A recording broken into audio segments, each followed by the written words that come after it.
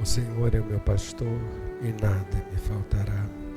Caminhar me faz por verdes pastos, guia-me mansamente a águas tranquilas, refrigera minha alma. Guia-me pelas veredas da justiça por amor ao seu nome. Ainda que eu caminhasse pelo vale da sombra da morte, eu não temeria mal algum, porque tu estás comigo. A tua vara e teu cajado me consolam.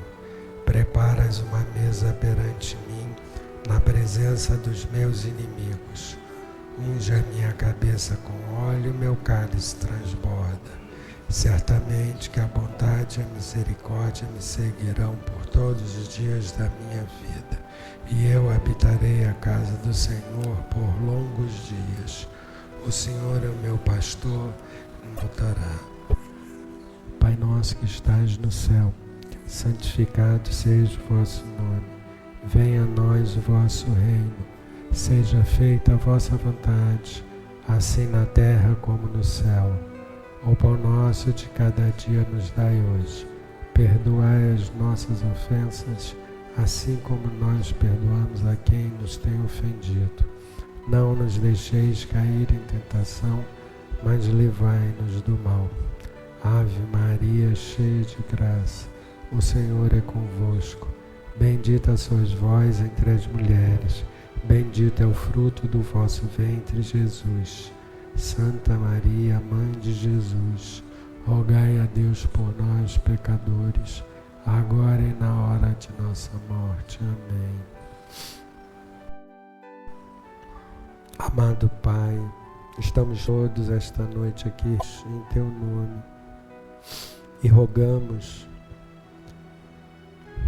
para que o Senhor interceda por todos que aqui estão presentes, por todos os seus parentes, por todos os seus amigos, mas também, Pai, que o Senhor possa interceder por todos os seus filhos que habitam neste planeta.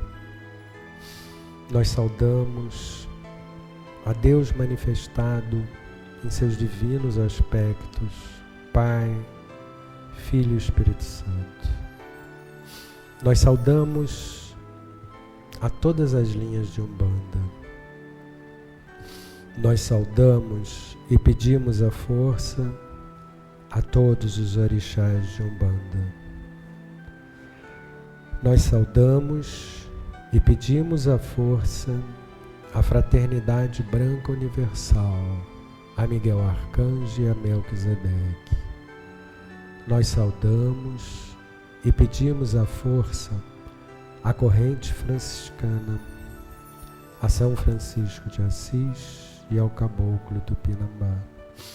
Nós saudamos, pedimos a força e o concurso de todos os guias responsáveis por este trabalho. Também, Pai, gostaríamos de lhe pedir por seus filhos, principalmente os menores, aqueles em especial que têm e passam por provações, aqueles que não têm um prato de comida para comer, vivem ao relento, são maltratados, são abusados, não têm uma família para amarem e serem amados. Que o calor do seu amor possa tocar o coração de todas as pessoas de boa vontade neste planeta, para que de alguma forma essas pessoas possam ajudar seus filhos mais necessitados. Pedimos pelas crianças da creche Santa Clara. Pedimos por todos que ajudam a creche e os programas sociais da CFA. E pedimos por todos os nossos irmãos encarnados e desencarnados cujos nomes foram colocados na caixa de solicitação. Que assim seja. Da sabedoria do Evangelho de Torres Pastorino, Mateus é chamado. Marcos, capítulo 2, versículos 13 a 14. Saiu outra vez para a beira-mar. Toda a multidão vinha a ele e ele lhes ensinava. E quando ia passando, viu Levi, o filho de Alfeu, sentado na coletoria, e disse-lhe: segue-me. E levantando-se, ele o seguiu.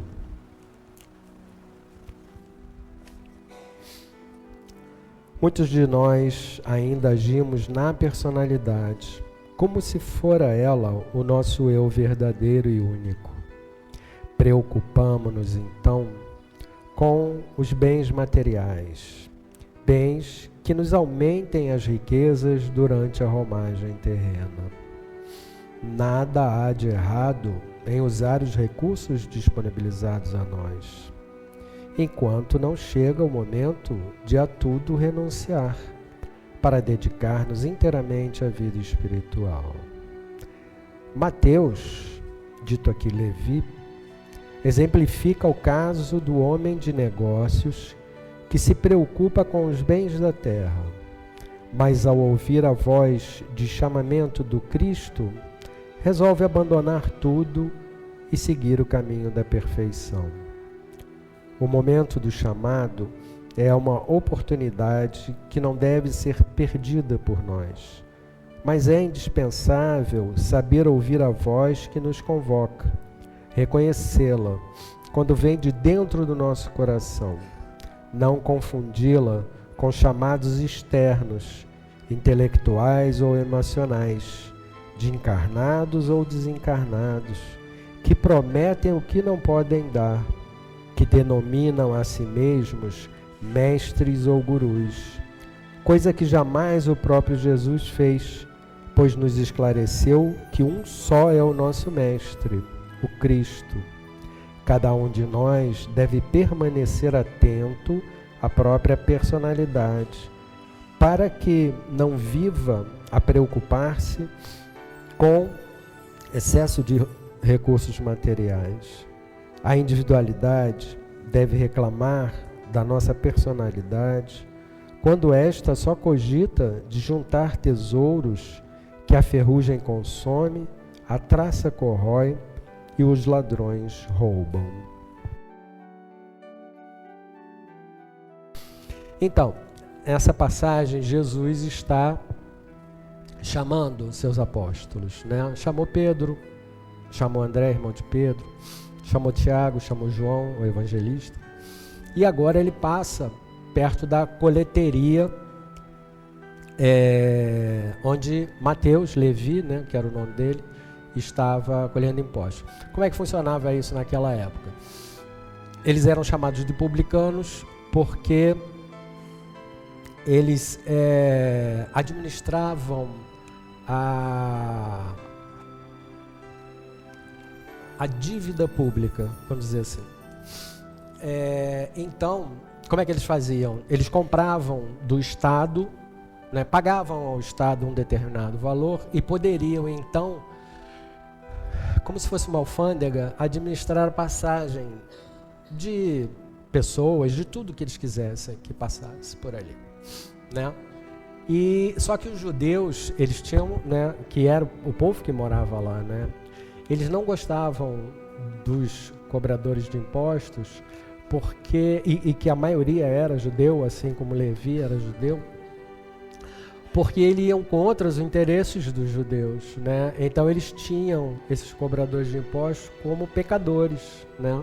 Gentios, e não gostavam de se relacionar com eles, apesar de serem judeus. Bom, esse é o quadro.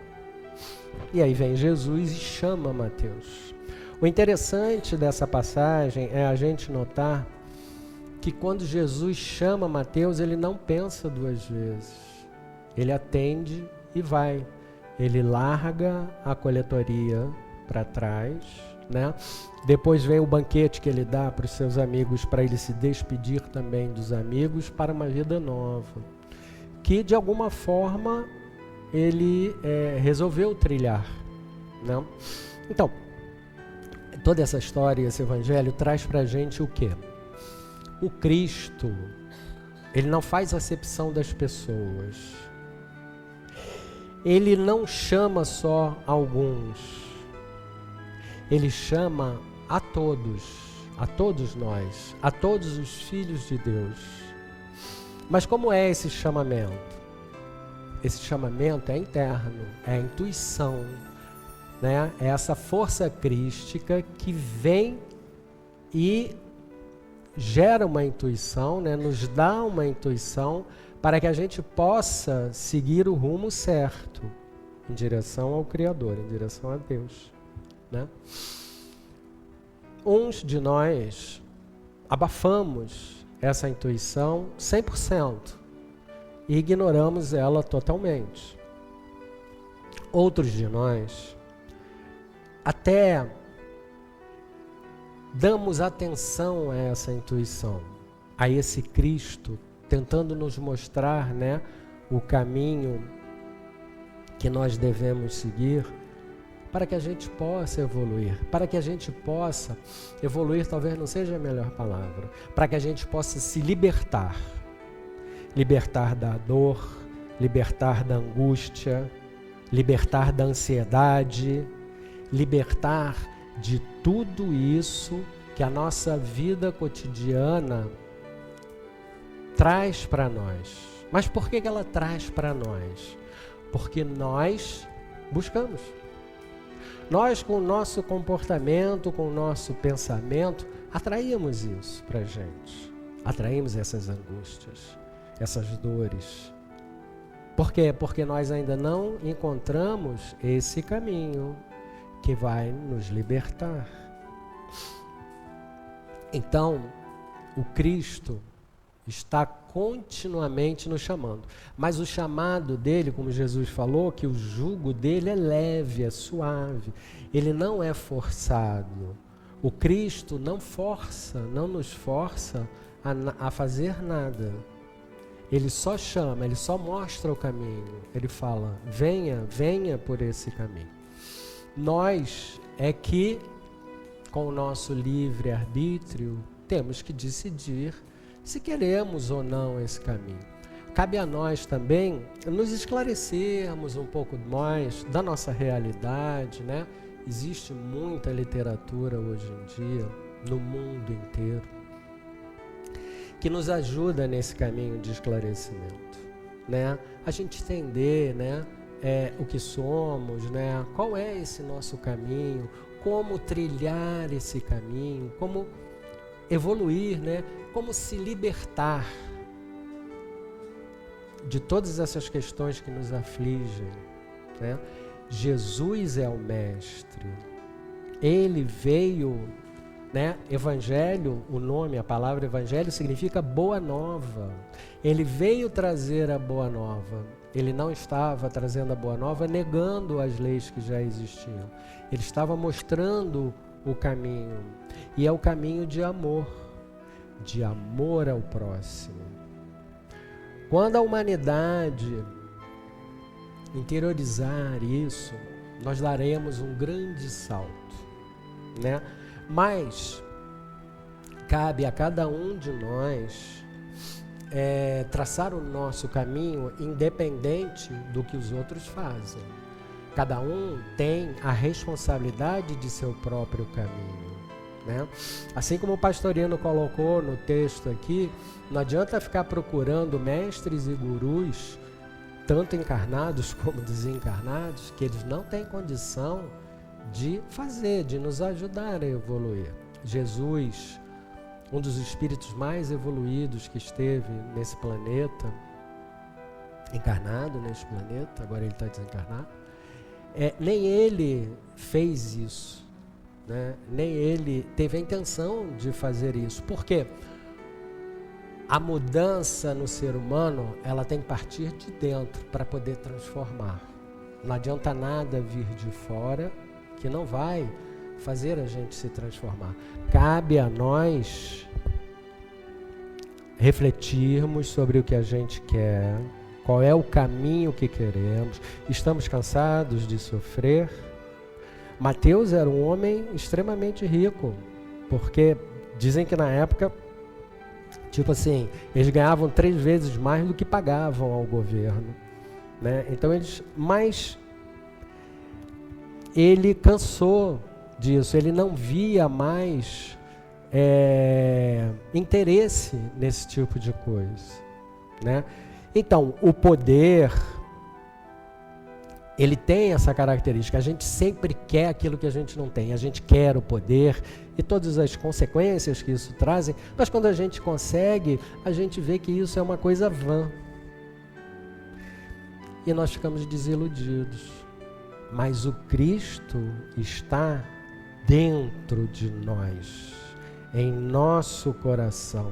Lembrem daquela imagem de Jesus apontando para o seu coração. Ali é a representação do Cristo, está dentro de cada um de nós, constantemente nos chamando através da nossa intuição para amar ao próximo como Jesus nos amou. Esse é o caminho para quem quiser se libertar, né? Mas Deus é muito benevolente e Ele permite que a gente faça nossas escolhas, né? Ele nos deu todas as capacidades, o intelecto, discernimento, livre-arbítrio.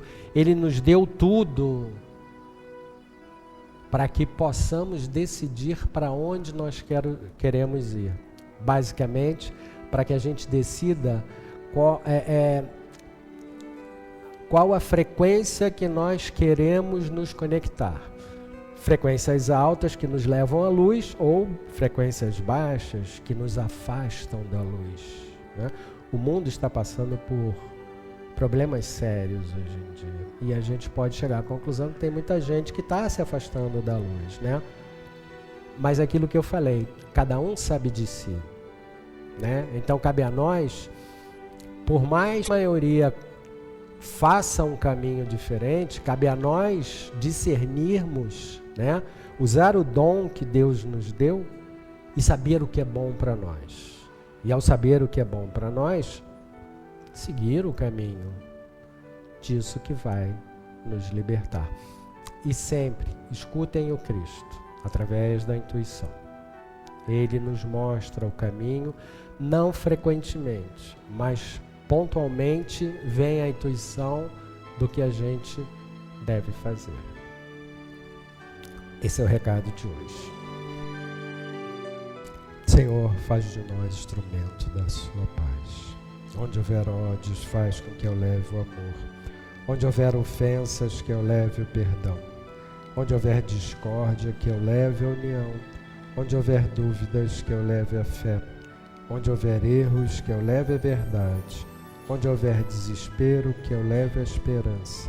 Onde houver tristezas, que eu leve a alegria. Onde houver trevas, que eu leve a luz. Ó Mestre, faz com que eu procure mais consolar que ser consolado, compreender que ser compreendido, amar que ser amado, pois é dando que se recebe, é perdoando que se é perdoado, e é morrendo que se nasce para a vida eterna. Que assim seja.